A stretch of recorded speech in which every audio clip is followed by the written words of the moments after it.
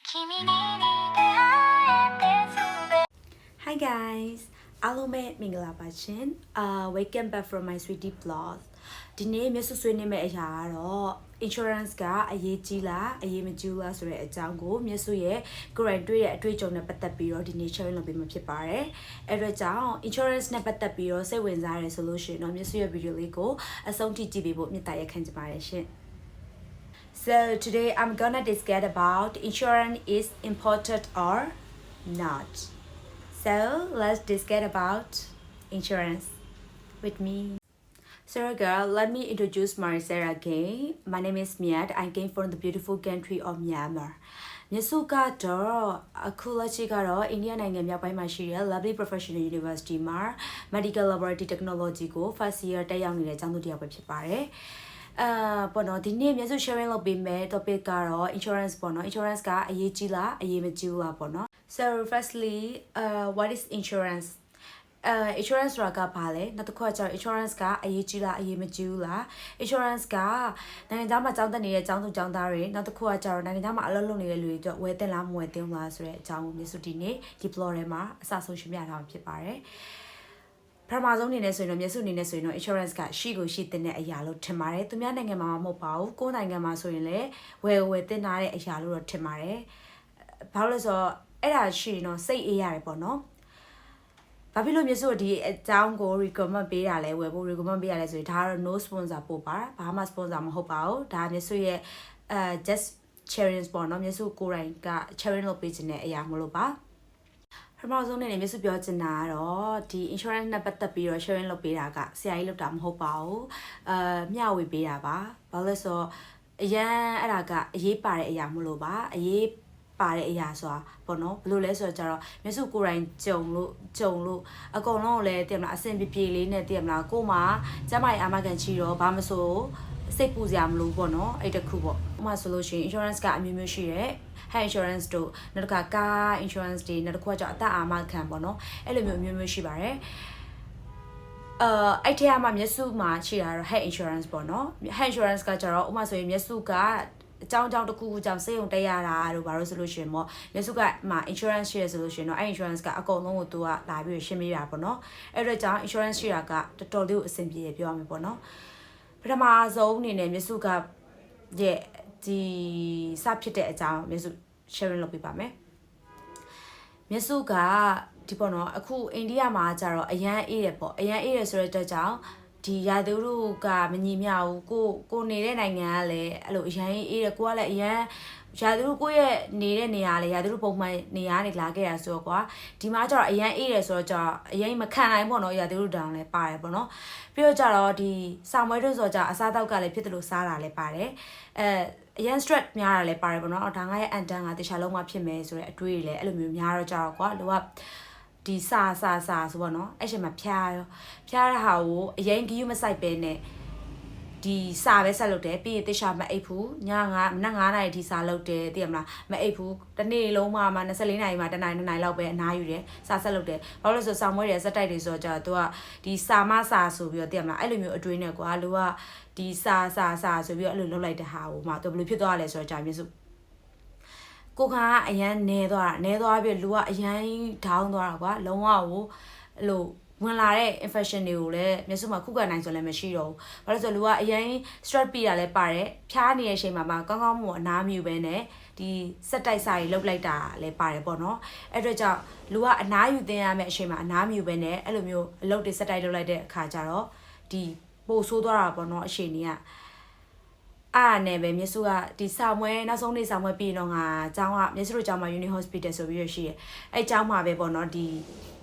ဆေးရုံဝင်ပြမယ်ပေါ့နော်ငါဆေးရုံဝင်ပြမယ်ဆရာဝန်နဲ့ဆိုပြီးမျက်စုတွေးထားလိုက်ကောတွေးရတဲ့ကြအတွက်ကြောင့်အားနဲ့နောက်ဆုံးစာမွဲပြီးလဲပြီးတော့မျက်စုအရန်ချမ်းတာအမအရန်လူကမခံနိုင်တော့အရန်မူးလဲခြင်းတို့တွေပဲဖြစ်လာသေးတယ်အရန်နာကျင်ကြိုက်ခဲ့ပြီးတော့မျက်စုရဲ့ယောဂလက္ခဏာတွေကဘာလဲဆိုတော့ကြွက်သားတွေနာတာတွေပြီးအယိုးစစ်တွေအရန်နာတာပေါ့နော်ပြီးဒီအသက်ရှူနည်းခတ်တာပေါ့အဲ့လိုမျိုးဖြစ်လာတော့ကြောင့်လူကဆရာဝန်ပြတော့ကြတော့ Uni Hospital လည်းဆိုတော့သူကဒီပေါ့နော် line infection ဆိုပြီးတော့သူကမပြောဘူးဒီရိုးတာမှန်ဖျားရဲဆိုပြီးတော့ပဲဆေးပေးလိုက်ကောပြီးတဲ့တော့ကြပြင်းစုအိမ်ရောက်တော့ပြင်းစုအစားစားတယ်အရင်လည်းမစားနိုင်ပေါ့နော်လူကအဲ့လိုနေရလည်းမကောင်းဆိုတော့ကြတော့အစားစားပြီးတော့ပြင်းစုဒီဆေးတောက်တော့ကြတော့ ဆေးကတောက်တယ်ဒါပေမဲ့ဆေးကမတိုးတော့ဆိုတော့ဒီကိုဘူးကအရင်ကြီးနေကိုဘူးကဒီ temperature မကြတော့ဘူးကွာအမြဲတက်ပဲတက်နေတယ်သိရမလားအဲ့လိုမျိုးအောက်မကြတော့ဆိုတော့လူကတော်တော်လေးလဲနေရအရင်လဲဆိုးသွားတယ်ဆိုတော့ကြောင့်မြတ်စုကဖြစ်တော့ဘူးပေါ့နော်ဆိုပြီးတော့ည2 နာရီလောက်ကြည့်ကိုမြတ်စုဒီကအတိညီမလေးတွေကိုဖုန်းဆက်ပြီးတော့တငယ်ချင်းတွေကိုဖုန်းဆက်ပြီးတော့မှခေါ်ပြီးတော့မှမြတ်စုစေးရုံသွားလိုက်ကော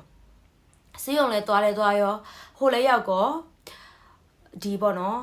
အပူကြီးကလည်းမတက်အောင်အဲ့နဲ့ဆရာဝန်ကစမ်းတက်ပြီးတော့မှဆရာဝန်ကအမဆေးတွေပါရှိတ်ပြီးတော့မှဆေးရှိတဲ့အတွက်ကြောင့်အပူကျသွားရဲဆိုကွာတက်တာပြီပေါ့ပြီးတော့ဒါမှဆရာဝန်ကတော့ပြောတယ်အခုညခင်းပိုင်းဆိုရင်တော့ပေါ့နော်ဒီ blood test စစ်တဲ့လူတွေပါရမရှိဘူးပေါ့နော်ဆေးရုံမှာအဲ့တော့မနေ့ခင်းကြရင်ပြန်လာခဲ့ဒီမှာ blood test စစ်မယ်ပြီး typhoid တွေပါညာစစ်မယ်ဆိုပြီးမြစုပြောလိုက်ကောအဲ့ဒါမြစုလည်း okay ပြန်လာမယ်ဆိုပြီးတော့ပြန်လာပြီးနောက်နေ့မနေ့ခင်းကြတော့မြစုသွားစစ်တော့ကြတော့လုံးဝအကောင်လုံး negative ကွာဒီမြစုတန်တက်ဘယ်နဲ့အားနေနေရပါတော့အဲ့တော့ကြောင့်မြစုဒီအစားအစာတခြားစားပေးမယ်ဆိုရင်တော့အဆင်ပြေတော့ပြီဆိုပြီးတော့ပြန်လာရောဆေးရွာနေအဲ့ဒါနဲ့ပြောင်းတော့ကြတော့တခါအဲ့ဒီဆေးတောက်တော့လည်းမဝင်တော့ဆေးမဝင်တော့ဘဲနဲ့ဒီအစားတောက်ကလည်းပြက်တယ်ပေါ့နော်အဲ့ဒါနဲ့ဆေးတွေတောက်တော့လဲစင်မပြေမတက်တာဘူးဒီကိုဘူးတွေလည်းမကြဘူးစက်တိုက်အဲ့လိုမျိုးပဲဖြစ်နေရပါအဲ့လိုမျိုးဖြစ်နေတော့ကြာလုံးဝအဆင်မပြေတော့ကြာတော့တော်ပြီ Union Hospital မှာအဆင်မပြေဆိုရင်တော့ private hospital ပေါ့နော်ဒီအိန္ဒိယဒီခြားပေါ့နော်တခြားမြို့မှာရှိတဲ့ private hospital မှာတော့ပြမယ်ဆိုမြစုကဆုံးဖြတ်လိုက်တယ်အဲ့ဒါနဲ့ပဲမြစုညာကြီးပဲအဲ့ဒါလည်း emergency ပေါ့နော်ညာကြီးပဲဒီကအမားတွေမောင်လေးတွေနဲ့တွားပြီးတော့ပြလိုက်တဲ့အခါမှာတို့ကလည်းဆေးတွေပေးလိုက်တယ်ပြီးတော့နောက်နေ့ကျရင်တော့တို့ရဲ့ဘောတာဝန်ချက်ဆရာနဲ့လာတွေ့ပါဆိုပြီးမြစုပြောလိုက်တယ်အဲ့မှာပဲမြစုကနောက်တစ်နေ့လည်းတွားရောပေါ့နော်ကိုဘွားလည်းမကြောက်ဘူးဆိုကြနောက်တစ်နေ့လည်းတွားတော့ကြတော့အဲ့ဆရာဝန်ကသူ့အရှင်က9 to 3ပေါ့နော်9နာရီကနေ3နာရီထိပဲဆိုကြသူပြန်သွားပြီဆိုကြတော့အဲ့နဲ့တွေ့တဲ့ဆရာနဲ့ပြခဲ့တော့ကြတော့မှတော်တော်လေးရှင်နေစိုးနေရပေါ့နော်လူကမြစုရဲ့အမှလက္ခဏာတွေကပြလာပြီဆိုတော့ဘယ်လိုလဲဆိုကြအန်တာအရန်အန်တာပေါ့နော်တအားအန်တာရေလဲမဝင်တော့ဘာမှလည်းမဝင်တော့အစားတောက်ကလည်းမဝင်တော့ဘူးစိတ်လည်းမဝင်တော့အခုစားအခုအန်အခုရေတောက်အခုအန်ဆိုတော့အရှင်တွေတော့စိုးနေရကြတော့အမှအဲ့စီအောင်တို့ပြရောသူဘာပြောလဲဆိုတော့ဒီမြစုရဲ့အဆုပ်ကိုပေါ့နော်သူတို့တက်မှန်ရိုက်တဲ့အခါမှာသူကနမိုးနီးယားဆိုပြီးပြမြစုရဲ့အဆုပ်ကနမိုးနီးယားပေါ့နော်နမိုးနီးယားဖြစ်နေတယ်ဆိုတော့လုံးဝချော့ရတော့ဟာငါအဲ့လိုမျိုးဖြစ်သွားတာလားဆိုပြီးပေါ့နော်အရင်လည်းပြီးတော့အားငယ်တဲ့စိတ်လည်းဝင်တာပေါ့နော်ဘာလို့ဆိုတော့ကိုကအခုအိမ်နဲ့အဝေးမှာဆိုတော့ဒီလိုမျိုးများဟာပေါ့နော်တခုများဖြစ်သွားရင်ဘယ်လိုလုပ်မလဲဆိုတဲ့အတွေးပေါ့နော်အဲ့လိုမျိုးဝင်တာပေါ့အရင်လည်းအားငယ်တယ်ဒါပေမဲ့ဆရာဝန်ကပြောတယ်နင်စိတ်ုံတက်မှရတော့မယ်ဘာလို့ဆိုတော့နင်ကိုပူချင်ရလည်းမကြဘူးဒီဟာစိတ်ုံတက်ပြီးနဲ့တေရှာကုသမှုခံယူမှကြောက်မယ်လို့သူကလည်းအဲ့လိုမျိုးလည်းပြောမြစုကလည်း okay ရဆိုရင်လည်းတက်ကြတာပေါ့ဆိုပြီးမြစုကျောင်းမှာရှိတဲ့ဒီ insurance ပေါ့နော် insurance ကိ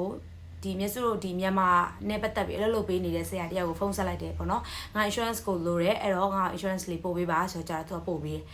နောက်တစ်ခါကျတော့တခြားမြန်မာမြစုရဲ့မြန်မာတငယ်ချင်းအတိတွေပေါ့နော်သူတို့တွေလည်းဖုန်းဆက်လိုက်တယ်စိတ်ုံတက်ရမယ်ပေါ့နော်အဲ့တော့သူတို့တွေလည်းအကုန်လုံးကူညီကြပါတယ်မြစုဘာလို့ဆိုတော့အိမ်နဲ့ဝေးမှာဆိုတော့သူတို့ကပြောတယ်အားမငင်တဲ့ညီမလေးသိရမလားအမတို့လာခဲ့မယ်အကုန်လုံးပေါ့နော်အကုန်လုံးလာပြီးတော့အဲ့ငါရင်းကြီးမဲ့မြစုည9နာရီလောက်ကြီးစေးုံတက်လိုက်တယ်စေးုံတက်လိုက်ပြီးတော့အဲ့စေးုံတက်ပြီးဆေးရှိတ်ပြီးရတာမြစုမှာဖျားတွေမကြောက်ကြောင်ကရန်တွေပြောတယ်သိရမလားအဲ့လိုမျိုးအရင်တော်ဆိုးတာပေါ့နော်အရှင်တွေကအဲ့ဒါနဲ့ပြီးတော့ကြာမှတို့ကဒီအဖျားကြဆေးတွေပါတွင်းတက်ပြီးကမှအကုန်လုံးလုပ်ပြီးကံမှာမြစုနည်းနည်းတက်တာသွားနည်းနည်းကြာတော့မှမြစုနည်းနည်းထူထောင်ဖြစ်သွားတယ်စကားတွေပဲပြောနိုင်တယ်ပြီးတော့မှမြစုကိုတို့တကူလုံးစစ်တယ်အဲ့တော့ strong လိုက်ရိုက်တယ်နောက်တစ်ခုကကျ CT scan လိုက်ရိုက်တယ်အကုန်ပေါ့နော်တကူလုံးကိုမြစု medical check ကတကူလုံးနဲ့တို့လုပ်လိုက်တယ်ဒီတခြားဘာတွေဖြစ်နေလဲဆိုတော့နော်အဲ့တော့သိတဲ့အတိုင်းပဲတခြားနိုင်ငံမှာနိုင်ငံခြားသားတယောက်အနေနဲ့ဒီစေယုံတက်ရရဲဆိုတဲ့ဈေးကတော့မနေဘူးပေါ့နော်ပြီးတော့ကြာမြစုရွေးလိုက်တာလည်းဒီအစိုးရစေယုံမဟုတ်ဘဲနဲ့ private စေယုံဆိုတော့ကြတော့ပိုကုန်တာပေါ့နော်တညကိုတင်မယ်အခန်းကားကမြစုနေတဲ့အခန်းကားကသူတို့က general ward မှာနေမယ်ဆိုလို့ရှင်တော့အခန်းကား3500ပေါ့နော်အဲ့လိုမှမဟုတ် private room ယူမယ်ဆိုရင်တော့အခန်းကားက9000လို့သူတို့ပြောရပေါ့နော်အဲ့တော့မြစုကဘယ်လိုလုပ်လိုက်လဲဆိုတော့ပထမညတော့မြစု general ward မှာနေလိုက်တယ်ဟိုကလိုက်ဆောက်နေလူတွေပေါ့နော်ဒါပေမဲ့လူတွေကအရင်များတယ်ဟိုအနည်းပေါ့နော်ကိုကလည်းအဲ့လိုမျိုးမနေတတ်တာလည်းပါတယ်လူအရင်များတော့ကြတော့အဲ့တော့မြစုဒီအမတွေနဲ့ပဲဆွေးနွေးပြပေါ့နော်ညီမကတော့ဒီမွေးမနေချင်ဘူးပေါ့နော်သူတို့ကလည်းရတယ်ကို့မှာ insurance ရှိနေရပဲအဲ့တော့ရတယ်နေလိုက်ဆိုပြီးတော့မြစုအခန်းပြောင်းလိုက်တယ်ဒီ private room ပြောင်းလိုက်တယ်ပြီးတော့ကျတော့အဲ့မှာတွေမဲ့အခန်းကမြစုစေးရုံဘယ်နှစ်ရက်လောက်တက်လိုက်ရလဲဆိုတစ်ပတ်လောက်တက်လိုက်ရပေါ့နော်တစ်ပတ်လောက်တက်လိုက်ရတယ်ဆိုတော့ကျတော့တော်တော်လေးပေါ့နော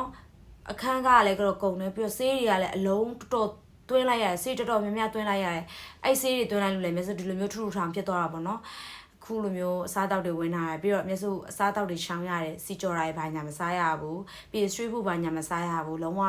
sus ကိုလည်းတေချာပေါ့နော်ကောင်းကောင်းမွန်မွန်လုပ်ထားတဲ့အစားအသောက်ပဲစားရတယ်ပေါ့နော်တော်တော်လေးရှောင်လိုက်ရတယ်အဲ့တော့ကြောင့်ပေါ့နော်နောက်ဆုံးစေးရုံအစင်းတော့သူတို့ insurance company ကိုသူတို့ထပ်ဆက်တယ်အဲ့ကနေပြီးတော့နည်းနည်းတော့စောင့်ရတယ်ပေါ့နော်အနည်းဆုံး3နာရီတော့စောင့်ရတယ်ပေါ့အဲ့3နာရီမှာသူတို့ပတ်ဆက်နေပါအကုန်ရှင်းပေးလိုက်တယ်ဟိုမျက်စုပေးရတာကဒီနောက်ဆုံးပြန်တော့မျက်စု9ရက်စာအတွက်ဆေးဖို့ပဲမျက်စုပေးလိုက်ရတာကျန်တဲ့ဆေးရုံမှာနေတဲ့အတော်တွင်ဆေးရုံမှာရှိတဲ့ဆေးတွေဆေးရုံမှာနေတဲ့ဈေးတွေအကုန်လုံးကို insurance ကပဲအကုန်လုံးသူတို့လုပ်ပေးလိုက်တာအဲ့အတွက်ကြောင့် insurance ရှိလို့ပေါ့နော်တော်တော်လေးစင်ပြေသွားရပေါ့ rupee ဘယ်လောက်ကုန်လိုက်လဲဆိုရင်မျိုး8000လောက်ကုန်သွားရပေါ့နော်ဒီ9ရက်ဆေးရုံတစ်ပတ်နီးပါးလောက်ဆေးရုံတက်လိုက်တာ rupee 8000လောက်ကုန်သွားရ8000ဆိုရင်တော့မြန်မာငွေ340လောက်တော့ကုန်သွားပါပေါ့နော်အဲ့340ကိုလည်း insurance ကပဲအကုန်လုံးလုပ်ပေးလိုက်တာတကယ်လို့မှမျက်စုမှာ insurance မရှိဘူးဆိုရင်တော့အိမ်ကတော့လုပ်ပေးရမှာပေါ့နော်အဲ့အတွက်ကြောင့် insurance ကဝယ်ထားတဲ့တယ်လို့ထင်ပါတယ်insurance ရှိရင်တော့အရင်စိတ်ပူစရာမလိုပေါ့နော်ကိုကျမ်းမာရေးဖြစ်တာတော့ဘာလို့ဆိုရင်လည်းသူကပဲအကုန်လုံးအဆင်ပြေအောင်လုပ်ပေးသွားမှာပေါ့နော်ပြီးတော့မြစ်စုကဒီ insurance ပတ်သက်ပြီးတော့မြစ်စုကြောင်းမလဲတဲ့ခါမှာဘယ်လောက်ထိသူတို့ recover လုပ်နိုင်လဲဆိုလို့ရှိရင်တော့ rupee 2သိန်းထိသူတို့ကတော့လုပ်ပေးရလို့ပြောရပါတော့အဲ့ဒါကြောင့်တော်တော်လေးအဆင်ပြေပါတယ်နောက်တစ်ခုကကြတော့သူများရဲ့သိချင်တာမလို့ insurance ကဘယ်လိုဝယ်ရရလဲဆိုရင်တော့မြစ်စုကကြတော့အကြောင်းစုံအနေနဲ့ဝယ်ရရဆိုတော့ကြာမြစ်စုကတော့ဒေါ်လာ50ပေါ့နော်ဒေါ်လာ50ဆိုမှက rupee 2000กว่าမြန်မာငွေနဲ့ပတ်သက်ရင်ပေါ့2000ဆိုမှ rupee ဘယ်လောက်ရှိမှလဲ3သိန်းပေါ့နော် rupee 2000ဆိုမှမြန်မာငွေ3သိန်းกว่าမြန်မာငွေ3သိန်းကိုပေးထားတာမြန်မာငွေ3သိန်းกว่าတစ်နှစ်လုံးမှာမြန်မာငွေ3သိန်းနဲ့ပဲဝယ်ရတယ်ဒါပေမဲ့ကိုရလိုက်တဲ့ဟာကြတော့ rupee 2သိန်းပေါ့နော် rupee 2သိန်းဆိုတာမြန်မာငွေဘယ်လောက်ရှိမလဲဆိုလို့ရှိရင်သိန်း100လောက်တော့ရှိမှာပေါ့နော်သိန်း100လောက်တော့ရှိမှာပေါ့အဲ့ဒါကြောင့် insurance ကဝယ်တင်လားမဝယ်တင်လားဆိုတာကတော့မြစ်စုသိတဲ့အတိုင်းမြစ်စုရှင်းပြတဲ့အတိုင်းပါပဲဝယ်တင်ပါတယ် insurance ကတော့အရန်ကိုအရေးကြီးရမလို့ဝယ်တင်ပါတယ်အဲ့အတွက်ကြောင့် insurance နဲ့ပတ်သက်ပြီးတော့ထပ်ပြီးသိချင်တာရှိရင်နောက်တစ်ခုကကြတော့ကျောင်းနဲ့ပတ်သက်ပြီးတော့သိချင်တာရှိရင်လည်းမြစ်စုကိုလာပြီးတော့မေးလို့ရပါတယ်ပြီးတော့အိန္ဒိယကအဆင်ပြေလားမပြေလားဆိုတဲ့အကြောင်းကိုလည်းမြစ်စုနောက် blog တွေမှာဆက်ပြီးတော့ဆွေးနွေးဖို့ရှိပါတယ်ပြီးတော့ကြတော့အိန္ဒိယမှာပတ်သက်ပြီးတော့ဆေးလာကိုခြင်းနဲ့မြန်မာပြည်မှာရှိတဲ့ပေါ့နော်သူတွေပေါ့နော်တချို့ဆေးတွေပိုင်းကိုကျင်တဲ့ဘာညာနဲ့ပတ်သက်ပြီးတော့သိကျင်နေဆိုရင်လည်းမြစ်စုစီးတက်လောက်ဖြစ်ပေးပါမယ်ရှင်ဘယ်လောက်ကုန်ကြနိုင်မလဲပေါ့နော်ပြီးရင်အဲ့လိုသိကျင်တာအိန္ဒိ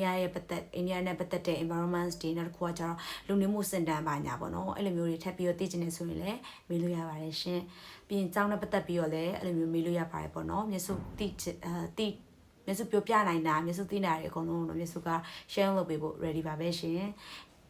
ဒီနေ့ vlog လေးကိုအဆုံးထိကြည့်ပေးတဲ့အတွက်ကျေးဇူးအများကြီးတင်ပါတယ်ရှင်အားလုံးပဲတာယာချမ်းမြေ့တဲ့နေ့လေးပိုင်ဆိုင်ကြပါစေရှင်